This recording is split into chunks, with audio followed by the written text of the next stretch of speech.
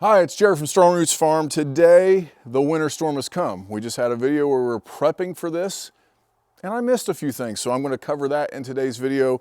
I want to talk about hay a little bit. So as you're winter feeding, you're in the winter wonderland like we are, and you're feeding round bale hay, I want to talk about hay quality and how the hay comes and hay pricing. This is going to be more for kind of newer people. If you've been around hay for a while, it's nothing new to you on that.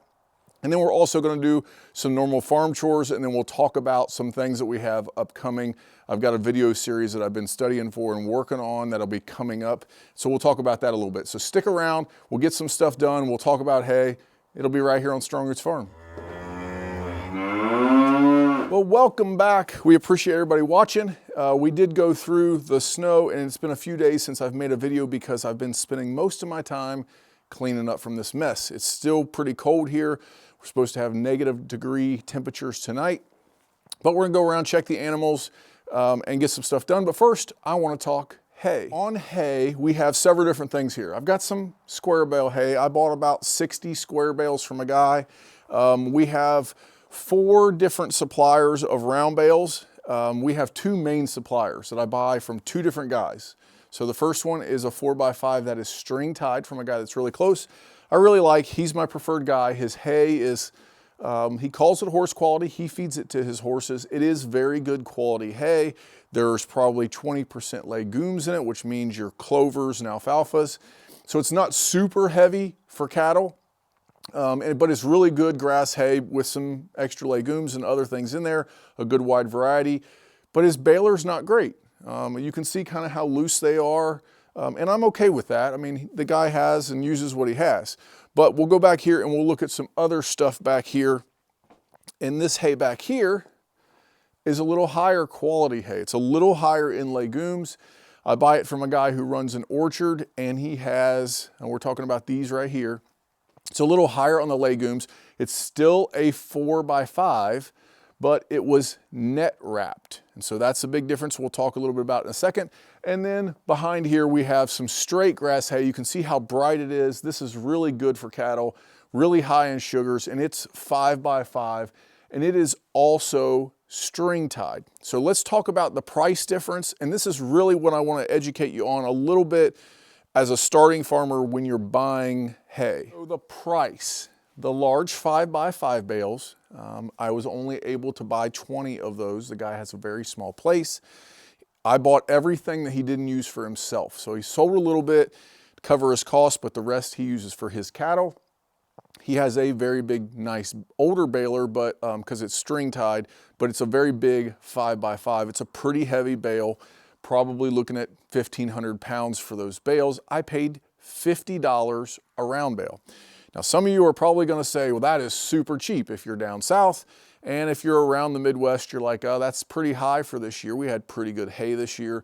And so I will tell you that is a little on the higher side for this area this year. Last year during the drought, the hay went astronomical, and people tried to hold on to that this past spring. And so the prices were a little higher this year, kind of like going through COVID. They were a little higher this year than typical. These other bales though, I paid $45 for. My typical price is $40 on a standard year. As we got into the fall of this year, I saw round bale hay selling for $45 to $35, so averaging $40. But I paid $45 for both 2 qualities here. We'll talk about the string tied versus round or net tied. And then I paid $50 for the large bale. So my question to you is, what was the better deal? Okay, so when you're looking at hay, what was the better deal? Hay quality wise, these guys are comparable. There is a lighter one, lighter colored one that was more grass. It's higher in sugars, which is good for the winter. It will help your cattle stay fatter, but they do need some protein. If you're feeding grain, you can go with a straight grass hay and be just fine. But we are all grass fed here, and so we do prefer a little legumes in our hay. We prefer 20 to 40% on our pastures, and so that does transfer over to keep our protein levels higher. And I've had people say, you don't need high protein, You know, 8% for cattle on hay is fine. You don't need that. Well, they feed grain. And so in order to keep my cattle big, and we still feed calves all winter long on grass, on this hay, so I like my protein to be a little higher. You really wouldn't know. You take this by looking at it, by smelling it, you know, it's gonna smell fresh, and you just kind of learn that through time. As being a farmer and testing hay and looking at hay, you're gonna know the smell, the texture, all those kind of things. But for a beginner, what do you look for? Well, it's better to look at the grass before it's mowed. And so my first piece of advice when buying hay is you need to find somebody local to you and build that relationship where you can go and look at the hay prior to it being mowed. That is going to be easier for you than grabbing a piece of hay and smelling it and looking at the bales and saying how good is the quality. This is not easy as a beginner. Okay, if you've never been around farming, if you've never been around cattle or horses or anything that ate hay a lot, it's going to be hard to tell.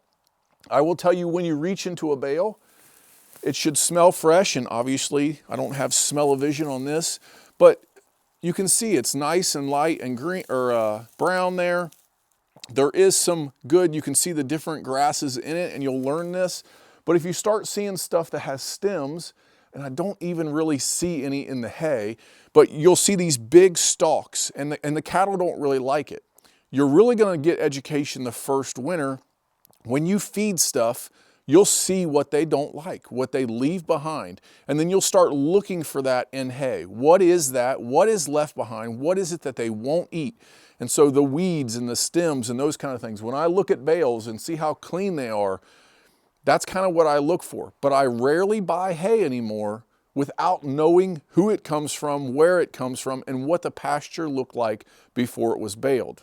Now, that being said, you can have your hay tested. And so if you buy from the same farmers that are local to you, say you buy from 3 guys and they have the same fields, you could take a piece of that and send it off to have it tested just like a soil sample, and it would tell you what was in this, and then work with some local people, maybe your local ag extension agent, to say what hay is better for my animals.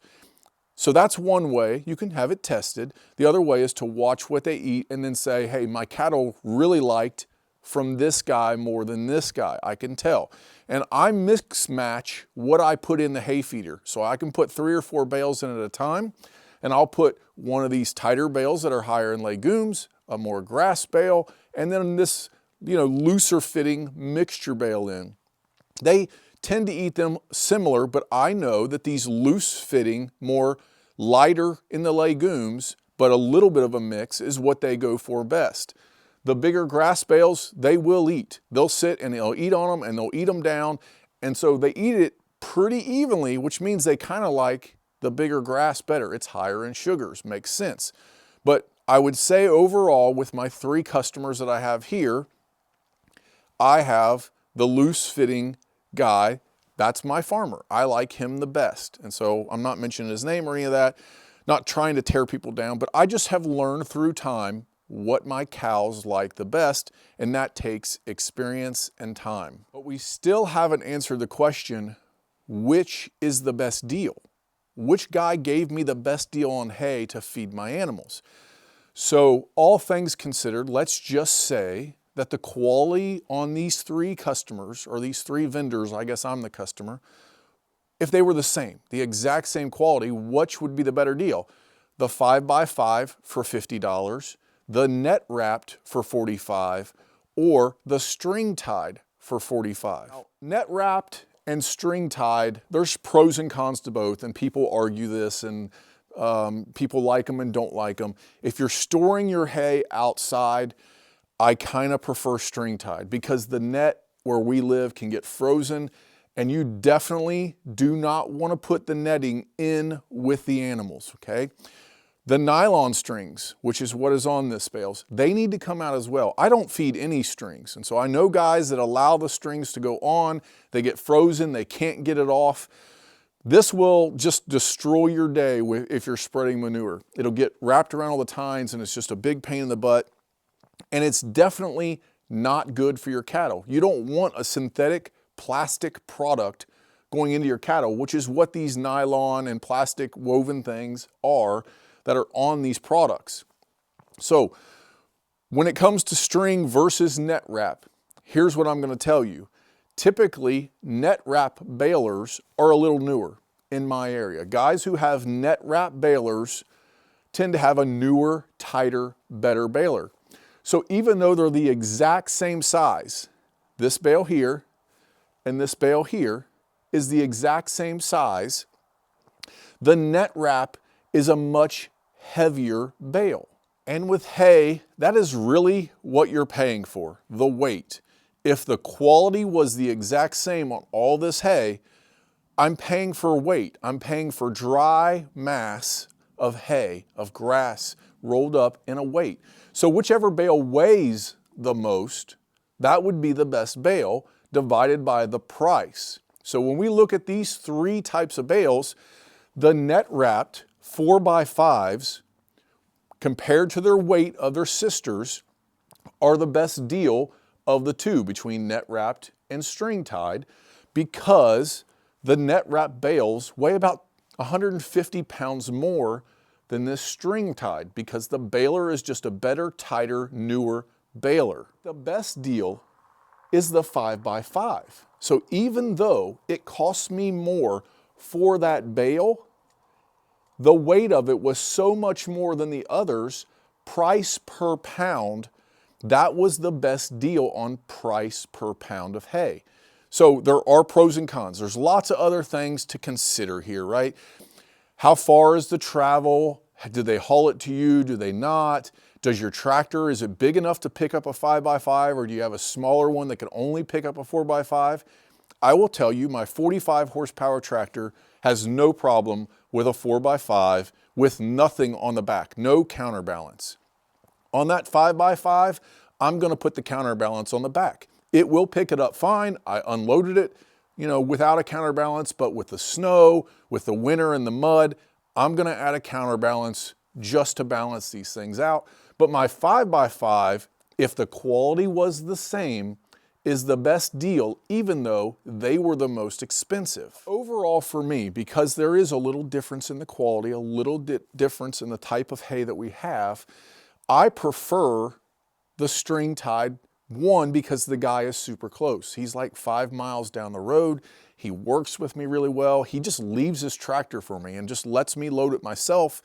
And when I'm done, I just tell him how many I got. He trusts me. I write him a check. We have a good relationship.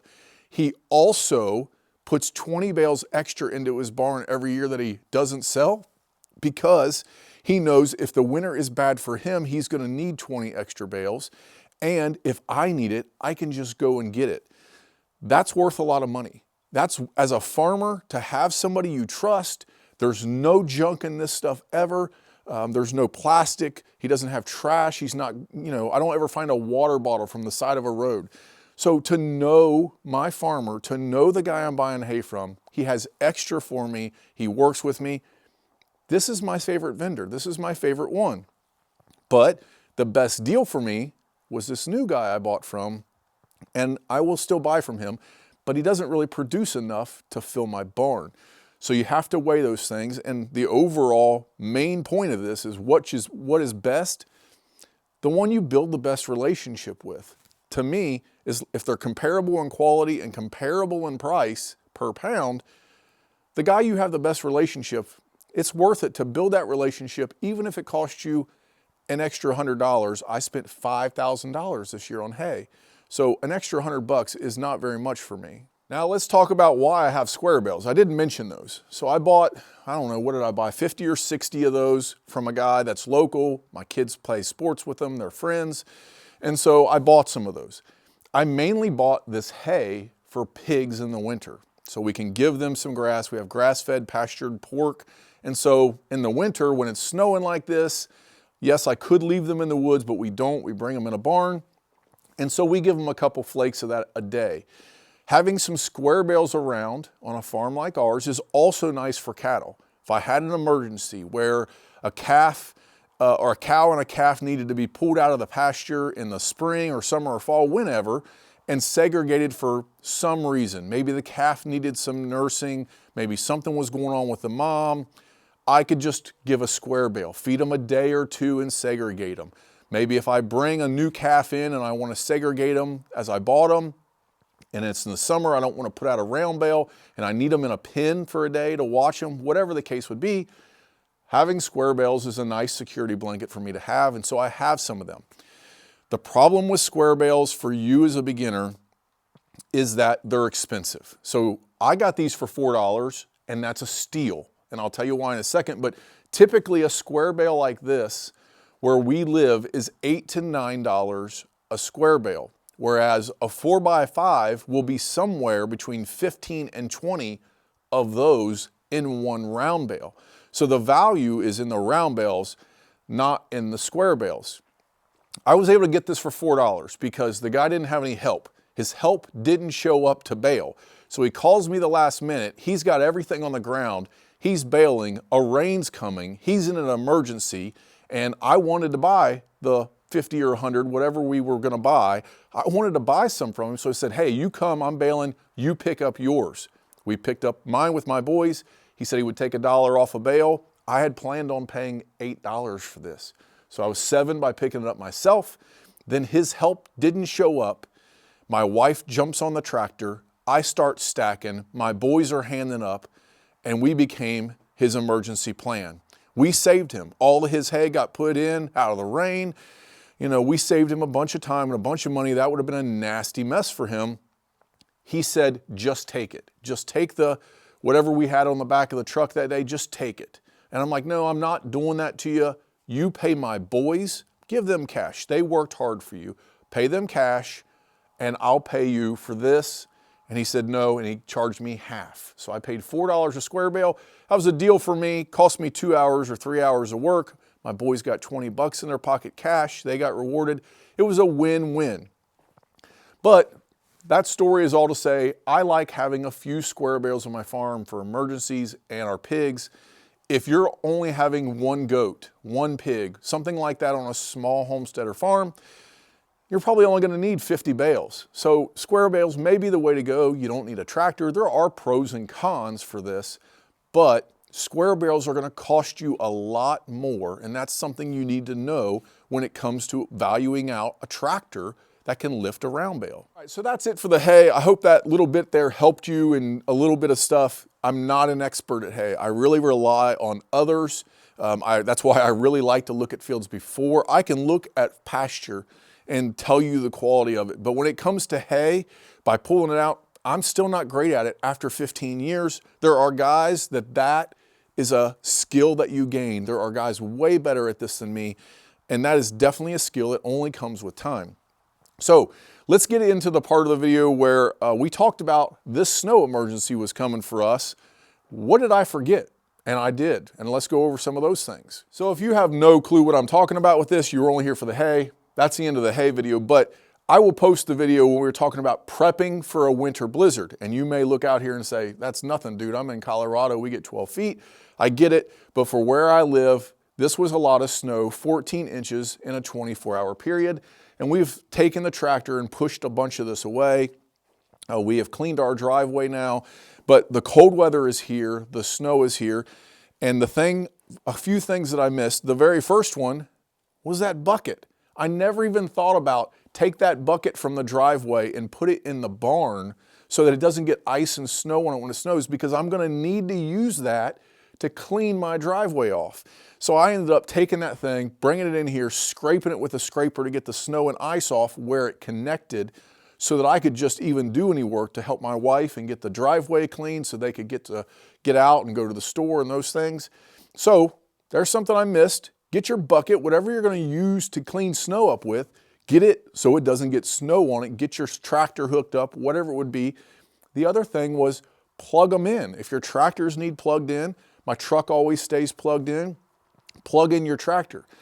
If you don't have the ability for a block heater, if you don't have the ability to plug in a tractor, which I don't have on my John Deere, let's go see what I did over there, and I think it's very important. And this is a cool tool. You should probably have this on your farm anyways. So we're in our other barn checking on our pigs, and here we have my John Deere. Now, I didn't have to use it in the snow, but what I did is I put my Noco battery maintainer. Now, I call that a trickle charger.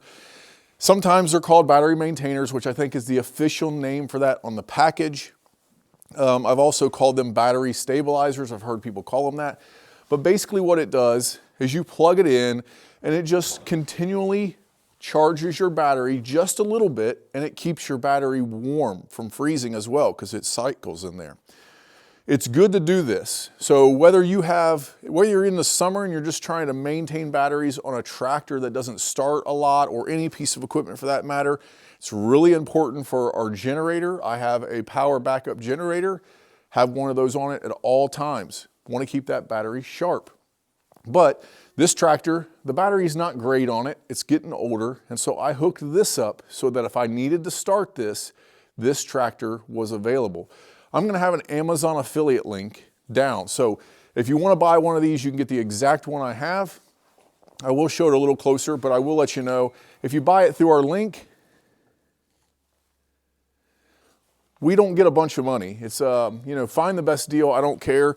I'm just trying to help you with the link for the exact one that I have. That's the 2D. It does give our farm a few cents every time you buy one through an Amazon affiliate link, but I'm not sponsored by them. They didn't pay me to say this. I chose this brand. I've had other brands. This is my favorite. This is the best one. It works perfect for the Gator up to smaller size tractors. Get into a big, ginormous one, I would go with something bigger. But it requires power all the time. And they make connectors. I have quick connectors hooked to all my tractors, and I own 2 of those. So I can kind of move them from unit to unit. But there it is. I really like those, and it's something you should have on your farm, in my opinion, if you have equipment, especially if it sits from time to time. So speaking of the gas generator, that is something else I did not mention in my winter video. Now, later that evening as I went in, I saw it sitting in my garage. I'm like, oh yeah, let's get that thing out. So we got it out, we started it, everything worked good, we're checking the oil, and that's something that you need to do, especially before a winter storm. The other thing my wife thought of was, hey, do we have any gas? If we run out of gas in this thing, if we get a blizzard and the gas station shuts down, do we have gas? So I had some gas in a gas can, but I topped off the Gator and used it all, went and got a brand new gas can full of gas. So being prepared in that manner for your whatever situation you have to back up power. If power would have went out for several days, which it did not, but had it gone out, we would have been prepared. And I didn't even mention that in the video. And that is a big foresight of, a big mistake there that I missed. Well, there you have it. It's cold. I'm going to finish up feeding. I've checked on all the animals. We're going to go over here and check on our youngest calf that we have. It's a couple months old. Just make sure everything's good. Everything seems to be fine. Our prep on the feed and all the waters went well. We came out a few days later and just kind of checked and topped everything off. But altogether, the prep was necessary and it helped us out a lot. Hope those videos help you. Appreciate everybody watching. We do have a special video series coming up that I want to talk about for a second though. So I appreciate all the comments, and I've been getting a lot of emails as well, and I appreciate those, but I've been having a lot of questions about what to do when you start a homestead. How can I start a homestead or start a farm? What do I do first? And there seems to be a lot of videos on this, but some of the education that I've watched, some of the other videos that I've watched don't really help people to get started day one. It always seems like, okay, go buy your land, and when you have your land, do this. And I think it starts way before that. So I'm going to start a series on this. I'm going to start a series. It'll probably take me 2 or 3 videos on if you want to become a farmer, a small farm, if you want to be a homesteader, how do you get started? How do you get from the suburbs or the apartment to a homestead? What would you need to do first? And so I'm going to do a whole video series on that. And I apologize ahead of time. Some of these guys are emailing me and saying, I live here, how can you help me? I had somebody from Zimbabwe email me, and I'm a typical American. I couldn't even find Zimbabwe on a map if you handed it to me. My first inclination was, don't get eaten by a lion. I have no clue how to help somebody in that situation. And I'm not being disrespectful. I literally don't know how to help somebody when they're so far away from what I know is normal as far as land, how land works, how government works, all those kind of things. It's such a different system. So when I do this series, it's going to be US, okay? There's going to be laws, there's going to be things that change in other parts of the world that I'm not going to know about, and state to state things are going to be different. So I'll touch on that kind of stuff, what I do know, and I'll try to help you. But I think this series is going to be good if you're looking to start a farm. So share it with your friends that are looking, or if you're a new beginner, it'll be there for you as well. I'm also going to start something that I've had people ask me about, a lot of the little things that I buy. And so I thought about a fun new series that I can do, and I'm going to call it Farm Tech Friday. And so every Friday I'm going to release a short little video on something that I've bought that helped me. It could be from clothing to a tool to even healthcare stuff. So a lot of us get into homesteading and farming, and we like to eat our own food, and it's to better our health. So even those things will be involved in there. But every Friday from now on, for a while, I'm going to try this out to, hey, here's something cheap that I really like, I've tested it, or here's a tool that I like, or here's something I am trying health-wise, and this is what it has done for my body. And so that will come out every Friday. I'll have a video about farm tech is what I'm going to call it, but it's really anything that we can use to better help us on our farm or our homestead. So look forward to those. Appreciate everybody sticking around. Hope the hay helped you. Hope you got through the winter storm if you're here in the Midwest. Till next time, we'll see you.